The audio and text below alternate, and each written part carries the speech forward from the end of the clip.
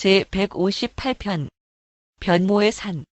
예수와 그의 동료들이 헤르몬 산억 위에 당도한 것은 서기 29년 8월 12일 금요일 해가 지는 무렵이었는데, 그곳은 주가 유란시아의 영적 운명을 확립시키고 루시퍼의 반란을 기술적으로 종결시키기 위하여 홀로 그 산에 올라가 계시는 동안 티그라스가 기다렸던 바로 그 장소와 가까웠다.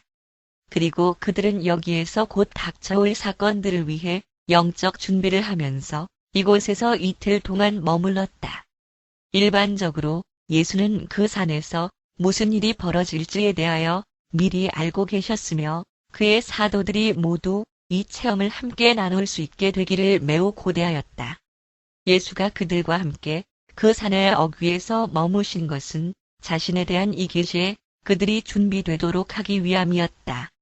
그러나 그들은 그토록 빨리 이 땅의 모습을 드러낸 천상의 존재들의 방문에 대한 온전히 체험하기에는 그들의 영적 차원이 아직 미치지 못하였다. 또한 예수는 자신의 모든 동료들을 데리고 갈 수가 없었기 때문에 그러한 특별한 경우마다 늘 자기를 따르게 하였던 3명에게만 동행을 허락하기로 결정을 하였다. 따라서 오직 베드로와 야고보 그리고 요한만이 비록 일부분이기는 하였지만 주와의 이 독특한 체험에 참여할 수 있었다. 1. 변모. 8월 15일 월요일 이른 아침에 예수와 3명의 사도들은 헤르몬 산을 오르기 시작하였으며, 이날은 길 옆에 있는 뽕나무 아래에서 정오에 베드로가 잊을 수 없는 고백을 한 후로 엿새가 지난 때였다. 예수는 혼자서만 따로 산을 오르시도록 요청받았었다. 이는 중요한 문제들에서의 활동 행위가 육신에서의 그의 증여의 진보로 행하야만 하며, 마찬가지로 그렇게 이 체험이 그 자신이 창조한 우주에 관계되기 때문이었다. 예수와 사도들이 이방인들의 땅에 있는 바로 그 시기 동안에 이 비상한 발생 사건이 일어났다는 사실과 그 사건이 실제적으로 이방인들의 산 위에서 일어났다는 것은 매우 의미심장한 일이다. 정오 직전에 그들은 산 중턱에 있는 목적지에 도착하였고, 점심을 먹는 동안 예수는 세례 받으신 후에 요단의 동쪽에 있는 이 언덕에서 체험하였던 것을 그 3 사도들에게 간단히 이야기하였으며, 이번에 쓸쓸히 되돌아오기까지 이전의 방문과 관련된 헤르몬 산에서의 체험에 대하여 좀 더 말씀하였다. 소년 시절에 예수는 자기 집에서 가까운 그 언덕을 자주 오르셨고, 에스드렐론 평원에서 여러 제국들의 군대들이 싸웠던 전투들에 대하여 꿈을 꾸곤 하였다. 지금 그는 유란시아에 자신을 증여한 연극의 마지막 장면들을 공연하기 위하여 요단의 평원으로 내려가도록 그를 준비시키는 자질을 부여받기 위하여 헤르몬 산을 오르셨던 것이다. 주는 이날 헤르몬 산에서 고심하였던 것을 포기하고 우주 권역의 자신의 통치권으로 돌아가실 수도 있었지만, 그러나 그는 낙원 천국에 계신 영원 아들의 지령에 포옹된 신성한 아들 관계의 그의 계층에서의 필요 조건을 만족시킬 뿐만 아니라 그의 낙원 천국 아버지의 그 현존하는 뜻도 끝까지 전적으로 이루어드리기로 작정하였다. 8월이었던 이날에 그의 3 사도들은 그가 모든 우주 권한으로 부여되는 것을 거절하는 것을 보았다.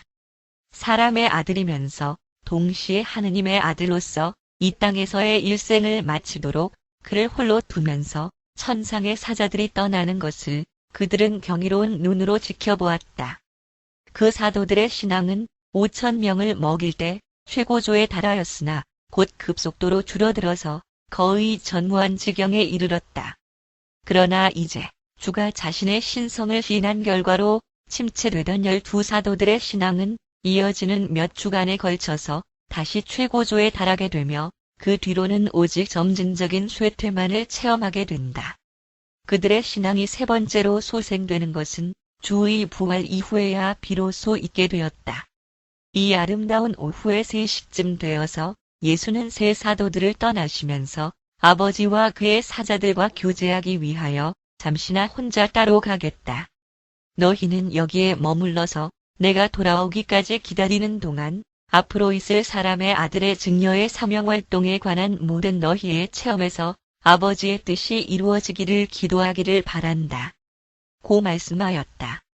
그리고 이 말씀을 그들에게 이르신 후에 예수는 가브리엘과 아버지 멜기세덱과 긴 회의를 위해 물러났고 6시가 되기까지도 돌아오지 않았다. 예수는 자기가 오랫동안 보이지 않는 것에 대한 사도들의 염려를 보시자 말씀했다. 왜 너희들은 두려워하느냐? 내가 아버지의 일을 해야만 한다는 것을 너희들도 잘 아는데 내가 너희와 함께 하지 않을 때 너희들은 무엇 때문에 의심하느냐? 내가 이제 분명히 말하지만 사람의 아들은 너희들 한가운데서 그리고 너희들 중에 하나로서 그의 모든 일생을 보내기로 작정하였다. 기운을 내어라. 나는 나의 일이 끝마쳐질 때까지 너희를 떠나지 않을 것이다. 사도들이 간단한 저녁 식사를 하고 있을 때 베드로가 주에게 질문하였다. 우리는 형제들과 떨어져서 얼마 동안이나 더 이 산에서 머무르게 됩니까? 예수가 대답하였다. 너희들이 사람의 아들의 영광을 보고 내가 너희들에게 이른 그 모든 것들이 진리임을 알게 될 때까지이다. 그리고 그들은 빨갛게 달아오른 모닥불 곁에서 루시퍼의 반란에 관한 일들을 이야기하다가 밤이 깊어지자 매우 이른 아침부터 여행을 시작하였는지라 사도들의 눈은 점차 무거워지기 시작하였다. 세 사도들은 약 반 시간쯤 깊은 잠이 들었다가 곁에서 탁탁하는 소리를 듣고 급히 깨어나 이 땅에서는 볼 수 없는 그러한 천상의 빛으로 복장을 한 빛나는 두 존재들과 예수가 긴밀한 대화를 나누시는 것을 보고 그들은 크게 깜짝 놀라고 경악하였다. 그리고 예수의 얼굴과 모습은 하늘의 광채로 환하게 빛나고 있었다. 이 세 명은 이상한 언어로 대화를 하였지만 그러나 어떤 일에 대한 얘기에서 베드로는 예수와 함께 한 이들이 모세와 엘리야라고 실수를 일으키는 추측을 하였다. 실제로 그들은 가브리엘과 아버지 멜기세덱이었다. 예수의 요청에 의하여 사도들이 이 광경을 목격하도록 하기 위하여 물리 통제자들이 조처하였던 것이다. 세 사도들은 너무나도 놀란 나머지 이성을 찾기까지 많은 시간이 필요했으나 그 눈부신 광경이 그들의 앞에서 사라지고 오직 예수만이 홀로 서 계신 것을 보게 되자 베드로가 맨 먼저 정신을 차리고 말하기를 예수님, 주여, 여기 있는 것이 좋겠습니다. 우리가 이 영광을 보니 기쁘기가 한량 없습니다. 우리는 이름도 없는 저 세상으로 다시 돌아가기 싫습니다. 원한다면 우리로 여기에 머물게 하십시오. 그러면 우리가 세 개의 장막을 짓되 하나는 당신을 위하여, 하나는 모세를 위하여, 또 하나는 엘리야를 위하여 짓겠습니다. 베드로는 그의 혼동된 상태로 인하여 그리고 그때에는 이 외에 아무 생각도 나지 않으므로 이 말을 하였던 것이다. 베드로가 아직 말을 마치지 않았을 때 은빛 구름이 가까이 다가와서 그들 네 사람 위에 드리워졌다. 이때 너무나도 놀란 사도들이 땅에 엎드려 경배할 때에 그들은 예수가 세례 받으실 때에 들었던 것과 동일한 음성이 말하는 것을 들었다. 이는 내 사랑하는 아들이니 그의 말을 명심하라. 구름이 사라지자 예수와 그들 셋 외에는 아무도 없었으며 예수가 그들에게 다가와 손을 대시며 말씀하였다. 일어나라. 두려워 말라. 이것보다 더 큰 일을 너희가 보게 될 것이다. 그러나 사도들은 정말로 두려워하였으며 자정이 되기 직전에 산을 내려가려고 준비하면서 세 사람은 말이 없고 깊은 생각에 잠겨 있을 뿐이었다. 2. 산에서 내려옴. 산을 반쯤 내려오는 동안 그들은 한마디도 말하지 않았다. 그러자 예수가 말을 꺼내면서 대화를 시작하였다. 사람의 아들이 죽음으로부터 다시 살아나기까지는 이 산에서 너희가 보고 들은 것을 아무에게도 심지어는 너희 형제들에게도 말하지 말라. 세 사도들은 주께서 사람의 아들이 죽은 자로부터 다시 살아나기까지라고 말씀하는 것에 크게 당황하고 충격을 받았다. 그들이 예수를 해방자 하느님의 아들로서 믿는 신앙을 아주 최근에 다시 다짐했고 바로 그들의 눈앞에서 이제 막 영광 중에 변모되신 주를 보았었는데 주가 지금 죽은 자로부터 살아날 것을 이야기하다니. 베드로는 주가 죽으실 것이라는 생각을 하고는 몹시 떨었으며 그런 관념을 떠올리는 것은 도저히 용납할 수 없는 것이었다. 야고보나 요한이 이 말씀에 관련된 질문을 할까봐 두려운 나머지 대화를 다른 것으로 돌려보려고 애를 썼지만 다르게 이야기할 것을 찾지 못하였으며 마음에 처음 떠오른 생각을 이야기하게 되었는데 주여, 성서에 말씀하기를 메시아가 나타나기 전에 왜 엘리야가 먼저 와야만 한다고 하였습니까? 라고 질문하였다. 그리고 예수는 자신의 죽음과 부활에 대하여 베드로가 회피하고자 한다는 사실을 아시고 이렇게 말씀하였다. 사람의 아들의 길을 예비하기 위하여 엘리야가 정말로 먼저 와야 하며 그는 많은 고통을 받고 결국 버림을 받게 될 것이다. 그러나 너희에게 말하겠는데 엘리야가 이미 왔고 그들은 그를 용납하지 않았을 뿐만 아니라 그들이 원하는 바를 그에게 행하였다.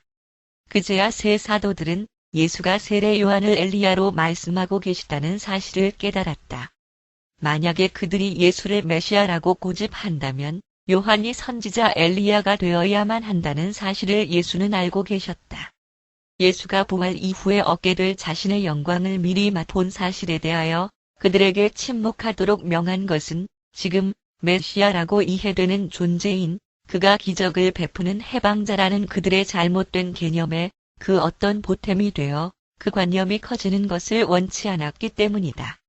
베드로, 야고보, 그리고 요한은 이 모든 것들을 그들의 마음속에 곰곰이 생각해보기는 하였지만 주가 부활한 때까지 아무에게도 이야기하지 않았다. 산을 내려오면서 예수는 그들에게 말씀했다. 너희는 나를 사람의 아들로 받아들이지 않으려 할 것이며 그래서 너희에게 이미 정착되어 있는 관념에 따라서 나를 받아들이도록 허락은 하였지만 그러나 오해하지 말라. 내 아버지의 뜻이 반드시 승리할 것이다. 만일 너희들이 너희 자신의 의지적 경향에 따라서 선택을 한다면 너희는 많은 실망과 많은 시험을 체험하는 것을 반드시 대비하여야만 할 것이다. 그러나 내가 너희에게 제공하는 훈련은 너희 자신의 선택에 의해 닥칠 이 슬픔도 넘기면서 너희로 하여금 승리하도록 하기에 충분할 것이다. 예수가 베드로, 야고보, 그리고 요한을 데리고 변모산에 오르셨던 것은 그들이 일어난 일을 증거하는 데에 다른 사도들보다 어떤 면에서든지 좀 더 잘 준비되었기 때문이거나 또는 그러한 드문 특권을 누리기에 영적으로 더 적당하였기 때문이 결코 아니었다. 전혀 아니다. 예수는 12 중에 어느 누구도 이 체험을 할 만한 자격을 영적으로 자격이 갖추어지지 못하다는 사실을 잘 알고 계셨으며 그렇기 때문에 예수가 고립된 신교를 가지고 싶어 홀로 있기를 원할 때마다 그를 수행하도록 배정되었던 세 사도들만을 데리고 가셨던 것이다. 3. 변모의 의미. 베드로, 야고보, 그리고 요한이 변모산에서 목격한 것은 그 파란만장한 날에 헤르몬 산에서 일어난 천상의 구경거리를 얼핏 잠깐 본 것에 불과하였다. 그 변모는 다음과 같이 처하게 된 일이었다. 1. 미가엘이 유란시아에서의 육신화된 일생의 증여가 충만함을 낙원 천국의 영원한 어머니 아들이 받아들이는 의식이었다. 영원 아들의 필요 조건에 관한 한 예수는 이제 그들의 성취에 대한 확증을 받았다. 그리고 가브리엘이 그 확증을 예수께 가져왔다. 2. 필사자 육신의 모습에서의 유란시아 증여의 충만함을 이룸에 따른 무한 영의 만족에 대한 증언이었다. 무한 영의 우주 대표자, 구원자 별에 있는 미가엘의 직계 동료이며 언제까지나 현존하는 공동작업자는 이때의 아버지 멜기세덱을 통하여 말하였다. 예수는 이 세상에서의 자신의 사명활동이 성공하였다는 사실에 관하여 영원 아들과 무한 영의 사자들에 의해 제출된 이 증언을 환영하기는 하였지만 그의 아버지께서 유란시아 증여가 이제 끝났다고 지적하지 않은 것을 주목하였다. 아버지의 보이지 않는 현존이 단지 예수의 개인성 구현된 조절자를 통하여 증거되었는데 이렇게 말씀하였다. 이는 나의 사랑하는 아들이니 그의 말을 명심하라. 또한 이 내용은 새 사도들도 들을 수 있도록 말로 들려졌다. 천상의 존재들이 방문한 이 사건 이후에 예수는 그의 아버지의 뜻을 알고자 애쓰셨고 필사자로서의 증여가 자연적으로 종결되는 것을 따르기로 결정하였다. 이것이 예수께 대한 변모의 의의였다. 반면에 세 사도들에게 있어서 그것은 주가 하느님의 아들이면서 동시에 사람의 아들로서 그의 이 땅에서의 삶이 마지막 위상에 들어가시는 것을 뜻하는 사건이었다.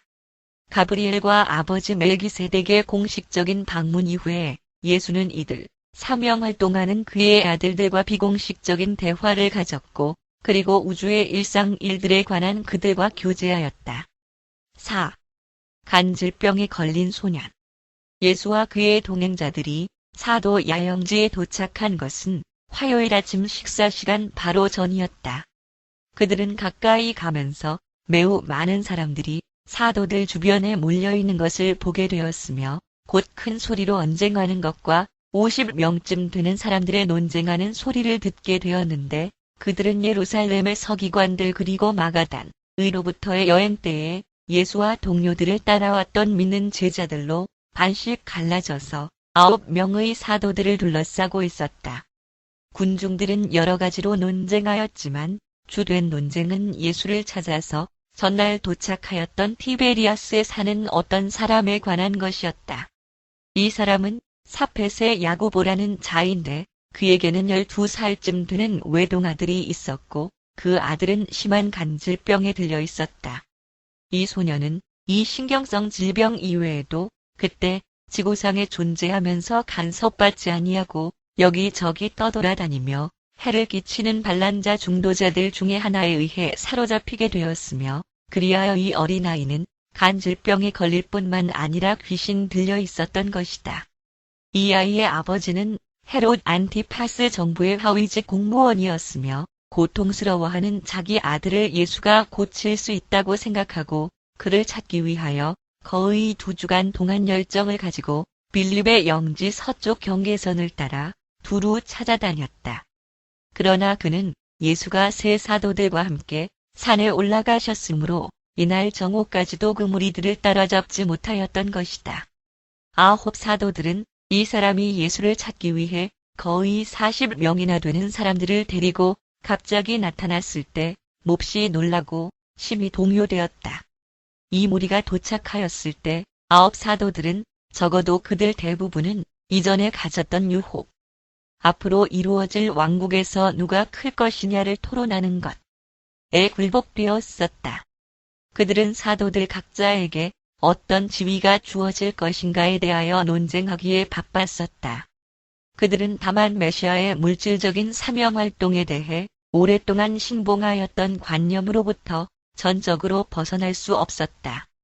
그리고 이제 그를 진정한 해방자라고 그들이 고백하는 것을 예수 자신이 용납하였고 적어도 그의 신성의 사실을 주가 인정하였으므로 주로부터 떨어져 있는 이 동안에 그들 가슴 속에 있는 가장 큰 희망과 포부에 대한 얘기에 빠져드는 것보다 더 자연스러운 것이 무엇이 있겠는가. 사펫의 야고보와 그의 동료들이 예수를 찾아 그들에게 왔을 때 사도들은 이 문제를 토론하기에 열중하고 있었다. 안드레가 이 부자를 환영하기 위하여 다가와서 말하기를 누구를 찾으십니까? 사펫의 야고보가 대답하였다. 친절한 선생님, 나는 당신의 주를 찾고 있습니다. 고통받는 내 아들을 고쳐보려고 합니다. 예수가 내 아들을 사로잡고 있는 귀신을 쫓아내 주시기를 원합니다. 이어서 그 아버지는 자기 아들이 심한 발작으로 너무나도 고통을 받아서 거의 생명을 잃을 뻔하였다는 것을 사도들에게 계속하여 설명하였다. 사도들이 듣고 있을 때 시몬 제일롯대와 가룟 유다가 아이의 아버지 앞으로 나서면서 말하였다. 우리가 그 아이를 고칠 수 있으니 당신들은 주가 돌아오시기까지 기다리지 않아도 됩니다. 우리가 그 왕국의 대사들입니다. 그리고 우리는 이러한 일들을 더 이상은 숨기지 않습니다. 예수는 해방자이시며 그리고 그 왕국으로 들어가게 하는 열쇠들이 우리에게 전해졌습니다. 안드레와 도마는 이때까지도 한쪽에서 의논을 하고 있었다. 나다니엘과 다른 사도들은 놀라서 지켜보고 있었으며 무례한 행동은 아닐지라도 시몬과 유다의 갑작스러운 대담성에 모두 아연실색하고 있었다. 그때 아이의 아버지가 말했다. 만일 당신들에게도 이 일을 할 수 있는 힘이 주어졌다면 이 속박으로부터 내 아이를 구원해 줄 말씀을 말해 주실 것을 내가 기원합니다. 그러자 시몬이 앞으로 나서면서 아이의 머리 위에 손을 얹고 그의 눈을 똑바로 쳐다보면서 명령하였다. 이 더러운 영아 그에게서 나오라. 예수의 이름으로 내 말에 복종하라. 그러나 그 아이는 더욱 격렬하게 발작할 뿐이었고 서기관들은 비웃음으로 사도들을 조롱하였으며 실망한 신자들은 쌀쌀한 비평가들의 조롱을 당했다. 안드레는 이 무분별한 노력과 참담한 실패에 깊이 통분하였다. 그는 같이 의논하고 기도하기 위하여 사도들을 옆으로 불렀다. 잠시 동안 묵상한 후에 실패하였다는 상처를 예민하게 느끼고 그들 모두에게 굴욕감이 남아있다는 것을 알면서도 안드레는 귀신을 쫓아내고자 두 번째의 시도를 하였지만 결국 실패만이 그의 노력에 대답할 뿐이었다. 안드레는 솔직하게 실패를 인정하고 아이의 아버지가 하루 더 그들과 머물든지 아니면 예수가 돌아오실 때까지 기다리라고 권유하면서 말했다. 아마 이러한 종류는 주께서 직접 명하여야만 쫓겨날 것입니다. 그리하여 원기가 넘치고 황홀경에 빠진 베드로, 야고보, 그리고 요한과 함께 예수가 산에서 내려오는 동안에 그들의 9 형제들도 그들만큼 혼돈과 기가 꺾인 굴욕감 속에서 잠이 달아나 있었다. 그들은 불이 춥고 수그러든 물이었다. 그러나 사펫의 야고보는 포기하려 하지 않았다. 비록 그들이 예수가 언제쯤 돌아오실 것이라는 아무런 견해를 줄 수는 없었지만 그는 주가 돌아오실 때까지 계속 기다리기로 작정을 하였다. 5. 예수가 아이를 고치심. 예수가 가까이 오시자 9 사도들은 더욱 안심이 되어 그를 환영하였으며 베드로, 야고보, 그리고 요한의 얼굴에 나타난 활력과 보기 드문 열정을 보고 더욱 용기를 얻었다. 그들은 예수와 세 형제들에게 인사하기 위하여 달려나갔다. 그들이 인사를 하는 동안 무리들이 다가왔으며 예수가 물었다. 우리가 가까이 올 때에 너희들이 무슨 일로 논쟁을 하였느냐?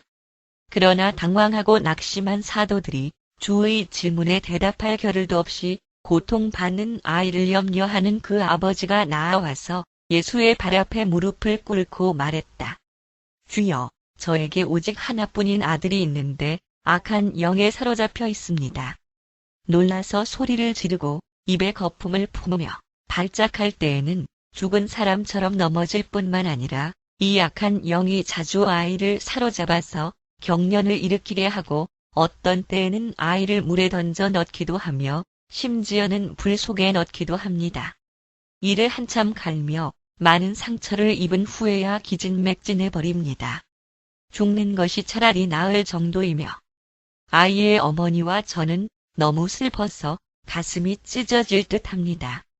당신을 찾다가 어제 오후경에 당신의 사도들을 만나게 되었는데 기다리는 동안 당신의 사도들이 이 귀신을 쫓아내려고 애를 썼지만 이루지 못하였습니다.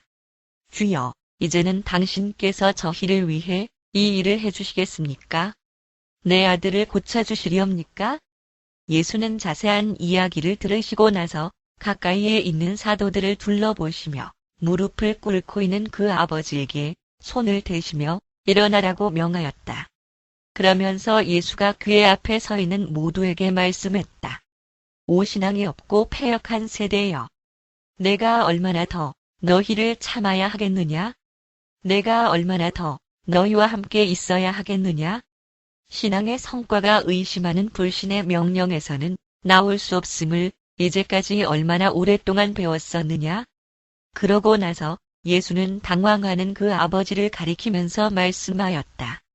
내 아들을 여기로 데려오라. 사펫의 야고보가 아이를 예수 앞으로 데려오자 물었다. 소년이 얼마나 오랫동안 이렇게 고통을 받았느냐? 그 아버지가 대답하였다. 그 아이가 아주 어려서부터입니다.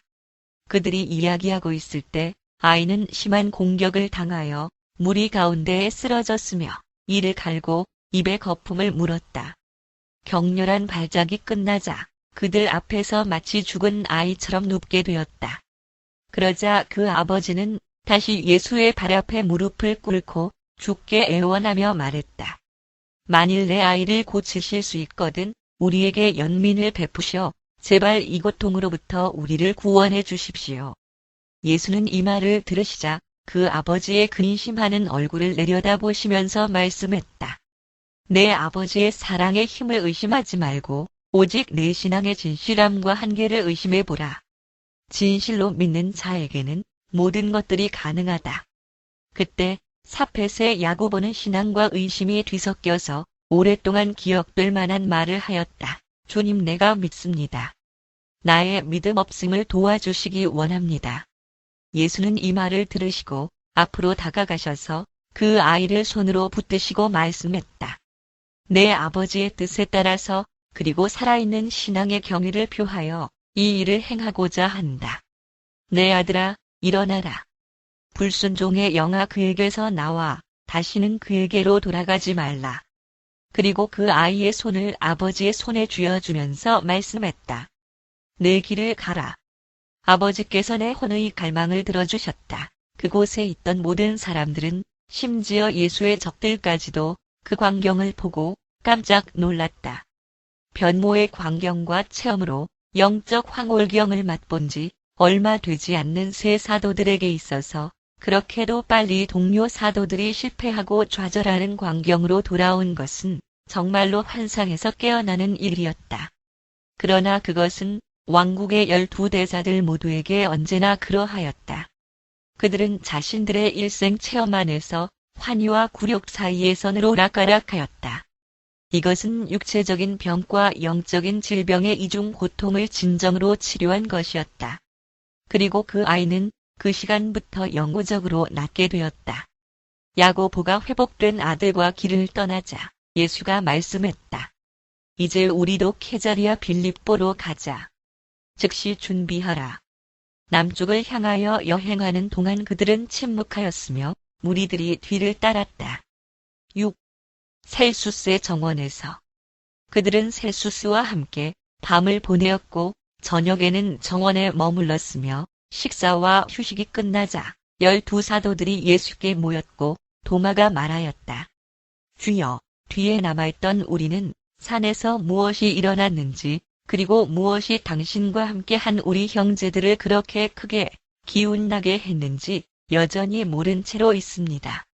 보건대 산에서 일어났단 저들의 일들이 지금은 밝힐 수 없는 것 같으니 당신께서 우리의 실패에 관한 말씀과 이 일로 인한 가르침을 우리에게 주시기를 바랍니다. 그러자 예수는 도마에게 대답하여 말씀했다. 내 형제들이 산 위에서 들은 모든 것들은 때가 되면 너희들에게도 밝히 알려질 것이다. 그러나 지금은 너희들이 너무도 어리석게 시도하다가 실패한 것에 대하여 이유를 설명해 주겠다. 너희의 주와 그의 동행자들, 너희 형제들이 아버지의 뜻을 더 많이 알기 위하여 그리고 신성한 뜻을 효과적으로 실행할 더욱 풍성한 지혜의 자질을 청하기 위하여 어제 저쪽 산에 올라간 동안에 남아서 이곳을 지키면서 영적 통찰력의 마음을 체득하기를 분투하고 아버지의 뜻이 좀 더 충분하게 계시되도록 우리와 함께 기도하라고 지시를 받았던 너희들이 너희 명령에 따르는 신앙을 행사하는 것에는 실패하였지만 그러나 그 대신 너희는 유혹에 양보하면서 하늘의 왕국, 너희들이 깊은 생각에서 끈질기게 고집하는 물질적이고 세속적인 왕국에서 자기 자신을 위해 더 좋은 자리를 차지해 보려는 너희의 오래된 악한 경향에 빠져들었다. 그리고 나의 왕국이 이 세계에 있지 않다고 반복하여 선포함에도 불구하고 이들 실수하는 개념에 집착하고 있다. 너의 신앙이 사람의 아들에 대한 신분을 파악하자마자 세속적인 승진을 위한 이기적인 욕구가 슬며시 너희에게 임하였고 누가 하늘의 왕국에서 클 것인지에 대하여 너희끼리 의논하게 되었지만 그 왕국에 대하여 너희가 아무리 상상을 계속할지라도 그러한 왕국은 존재하지 않으며 앞으로도 존재하지 않을 것이다. 내 아버지의 영적 형제 신분의 왕국에서는 큰 자는 자기 자신의 눈으로 볼 때 아주 작게 되어야 하고 그리하여 형제들에게 봉사하는 자가 되어야만 한다고 내가 너희에게 말하지 아니하였느냐? 영적 위대성은 하느님과 같은 사랑을 납득함에 있는 것이지 자아의 앙양을 위한 물질적 힘의 행사를 즐기는 데에 있는 것이 아니다. 너희가 시도하였지만 완벽하게 실패하였던 그것에서 너희의 목적은 순수하지 않았다. 너희의 동기는 신성하지 않았다. 너희의 이상은 영적인 것이 아니었다. 너희의 열정은 애타적인 것이 아니었다. 너희의 과정은 사랑에 기초하지 않았으며 너희의 달성의 목적은 하늘에 계신 아버지의 뜻이 아니었다. 그러한 것들이 아버지의 뜻과 일치할 때를 제외하고는 확립된 자연 현상의 과정을 너희가 시간 단축시킬 수 없다는 사실을 배우기까지 얼마나 오래 걸리겠느냐? 영적 힘이 없이는 너희가 영적 일을 이룰 수가 없다. 그리고 가능성이 보일 때일지라도 세 번째의 근본적인 인간 요소, 살아있는 신앙을 소유하는 개인적 체험이 있지 않으면 이러한 것들 중에 하나도 행할 수가 없다.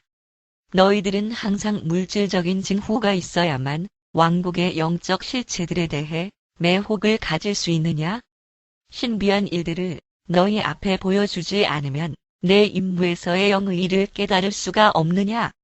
언제가 되어야 너희들은 물질적 징후가 밖으로 나타나는 것과 관계없이 왕국의 보다 높은 영적 실체들에게 충실할 것을 결정할 수 있겠느냐?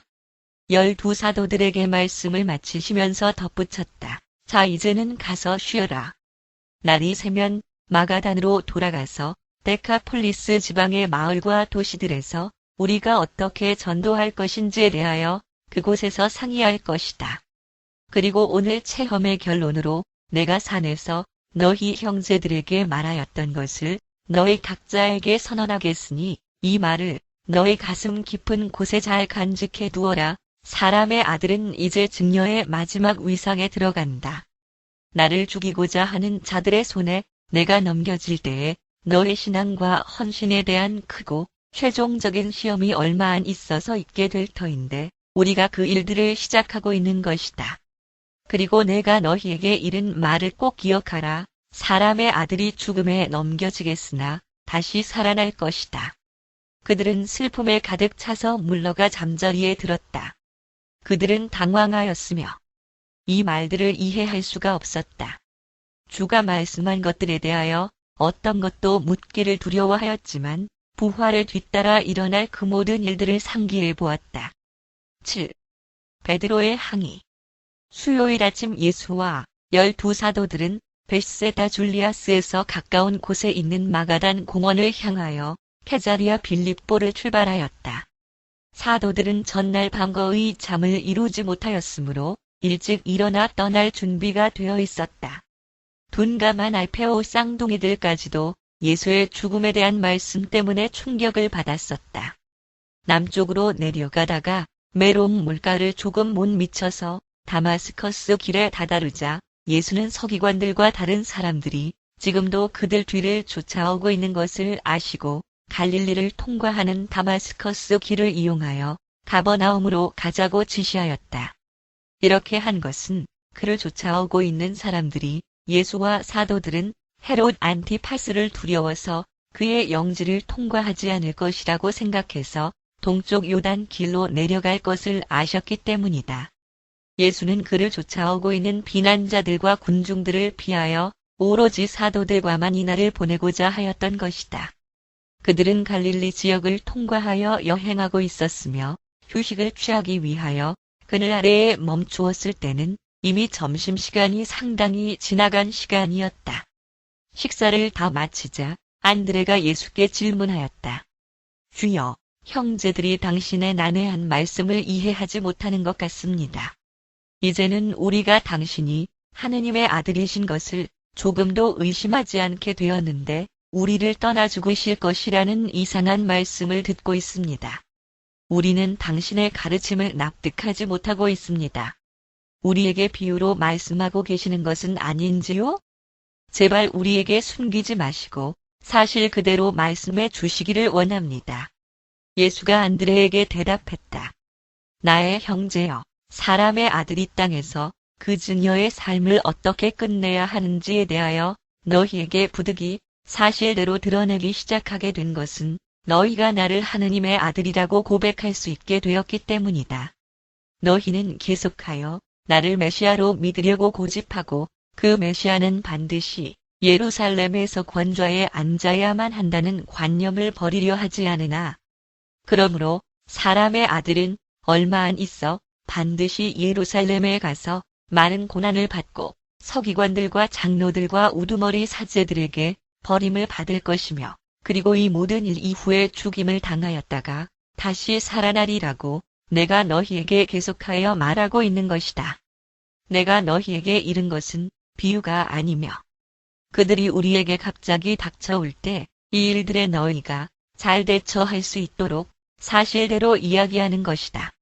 예수가 아직 말씀을 마치지 아니하였을 때 시몬 베드로가 예수 앞으로 뛰어나와서 그의 어깨에 손을 얹고 말했다.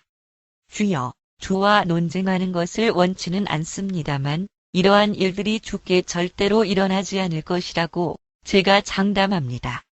베드로가 이렇게 말을 한 것은 그가 예수를 사랑하였기 때문이었지만 주의 인간 본성은 선의의 감동을 주는 이 말들 속에서 낙원 천국에 계시는 그의 아버지의 뜻에 따라 그의 이 세상 증여를 끝마치려는 그의 결정을 바꾸도록 미묘하게 유혹하고 있는 것을 알아차리셨다.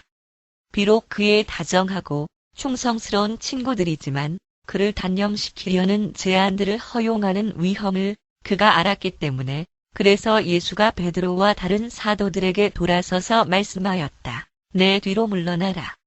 내가 유혹하는 자의 영으로 느껴진다. 내가 이런 식으로 이야기를 할 때는 내가 나의 편에 있는 것이 아니라 원수의 편에 있는 것이다. 이런 방법은 내가 나에 대한 너의 사랑으로 아버지의 뜻을 행하는 나를 넘어지게 하는 장애물을 만드는 것이다. 사람들의 방법을 따르지 말고 오직 하느님의 뜻을 따르도록 하라. 예수의 찌르는 듯한 꾸지람의 맨 처음 충격에서 그들이 정신을 차린 후 다시 여행을 계속하기 전에 주는 덧붙여 말씀했다. 누구든지 나를 따르려는 사람은 자기 자신을 돌보지 말고 매일매일의 자기의 책임을 다하고 그리고 나를 따라오라. 누구든지 이기적으로 자기 생명을 구원하고자 하면 그것을 잃을 것이지만 누구든지 나와 복음을 위하여 자기 생명을 잃으면 그것을 구원하게 될 것이다. 만일 사람이 온 세상을 얻고 자기 자신의 혼을 잃으면 무슨 소용이 있겠느냐? 사람이 영원한 생명과 바꿀 수 있는 것이 무엇이냐? 이 죄 많고 위선적인 세대 속에서 나와 내 말을 부끄러워하지 말라. 마찬가지로 그렇게 모든 천상의 무리들의 현존 안에서 내가 내 아버지 앞에 영광 안에서 나타날 때에 너희를 시인하기에 부끄러워하지 아니할 것이다. 그렇지만 내 앞에 서 있는 너희들 중 여럿은 힘과 함께 오는 이 하느님의 왕국을 보기까지는 죽음을 맛보지 않을 것이다.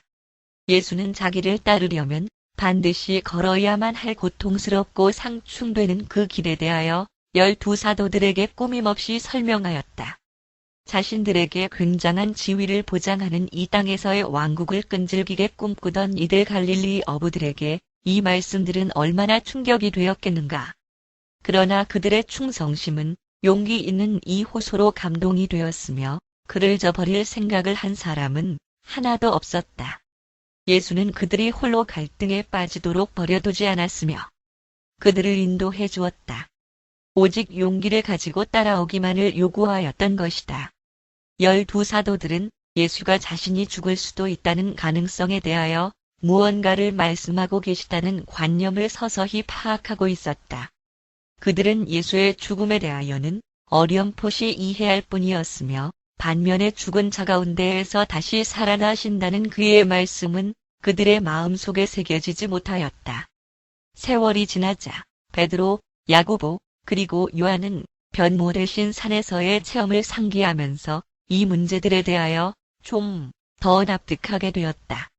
주께서 12 사도들과 같이 하였던 전 기간 동안 이번에 베드로와 그들 모두에게 한 것과 같이 눈을 번쩍이시면서 빠른 어투로 꾸지람의 말씀을 하는 것을 들은 적은 단지 몇 번뿐이었다. 예수는 그들의 인간 결점에는 항상 참았지만 그러나 이 세상에서의 그의 생애의 나머지와 연관하여 그의 아버지의 뜻을 무조건 실행하려는 계획에 반대되는 절박한 위협에 직면하였을 때에는 그렇지 않았다. 사도들은 글자 그대로 대경실색하였으며 매우 놀랍고 무서웠다. 그들은 어떻게 애통함을 표현해야 좋을지 몰라서 쩔쩔매었다. 주께서 무엇을 견디셔야 하는지, 그리고 이 체험의 주와 함께 동참해야 한다는 것을 그들은 서서히 이해하게 되었지만 나중에 일어날 절박한 비극에 대하여 미리 암시를 주었던 이때로부터 훨씬 시간이 흐른 뒤까지도 다가올 이 사건에 대하여 그들은 현실로 깨닫지 못하였다. 예수와 12 사도들은 침묵 속에서 마가단 공원에 있는 야영지를 향하여 가버나움의 길을 따라서 출발하였다. 오후가 되었을 때에도 그들은 예수와 한마디도 대화를 하지 않았지만 자기들끼리 많은 대화를 나누었고 한편 안드레만이 주와 이야기를 하였다. 8.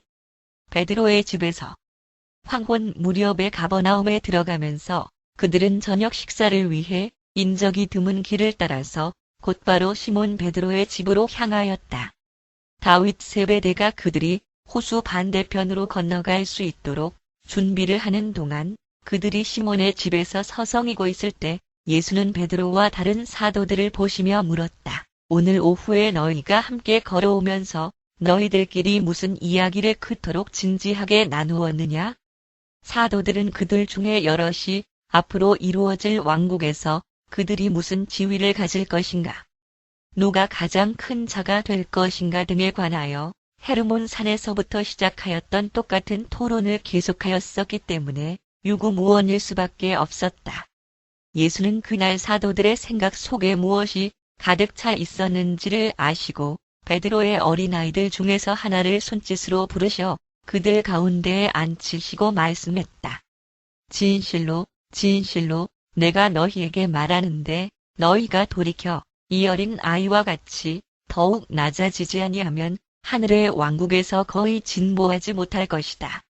누구든지 자기 자신을 낮추어 이 작은 아이처럼 되는 그 자는 하늘의 왕국에서 가장 큰 자가 될 것이다. 그리고 작은 자를 그렇게 받아들이는 자가 나를 받아들이는 자이다.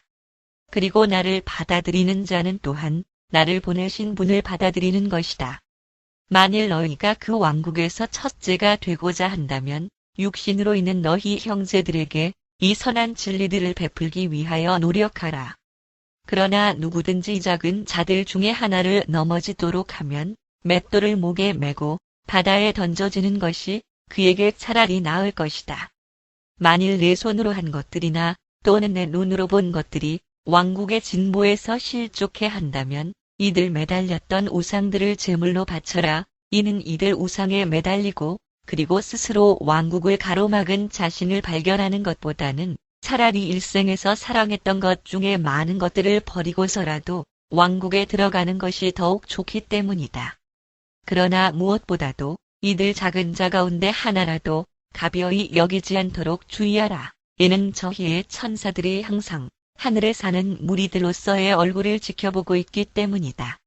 예수가 말씀을 마치시자 그들은 배를 타고 마가단 쪽으로 항해하여 건너갔다.